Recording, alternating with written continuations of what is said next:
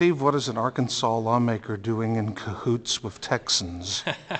Well, this is important for us today because we're already so far behind Texas as far as passenger rail and high-speed passenger rail especially goes that we really have to catch up. And this is an opportunity for us here in Arkansas to try and partner with Texas, get caught up, and really build some high-speed rail or high-performance rail at least through our area of the country.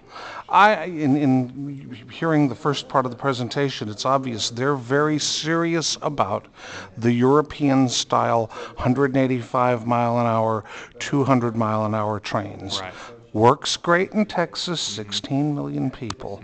What about Arkansas? Well, that's going to be the big debate, whether we're capable of really filling high-speed rail versus high-performance rail here in the state.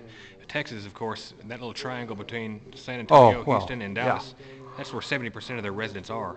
Of course, Arkansas is going to be a lot more rural than that, even between the Memphis-Texarkana leg. So whether or not it's feasible in Arkansas is still, I think, to be determined.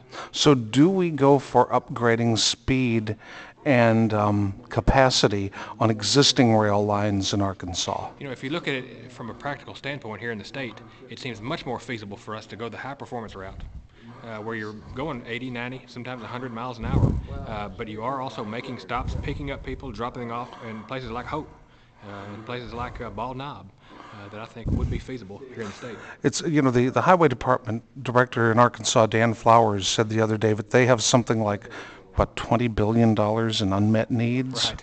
And is that an answer to the objection that people sometimes raise about the cost of rail generally? And of course, high-speed rail is very much more expensive, but just even high-performance rail.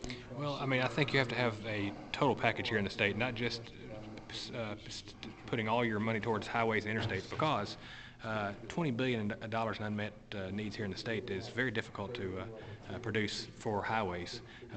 We have to have rail. We have to have some river navigation. We need to take some of these trucks off the interstates and put them on water and put them on rail, even if we're expanding some of the freight needs here in the state.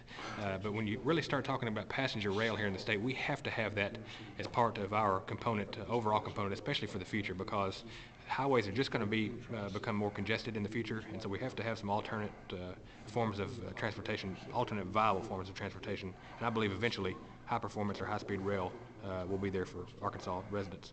Steve, thanks. Absolutely. I'll press the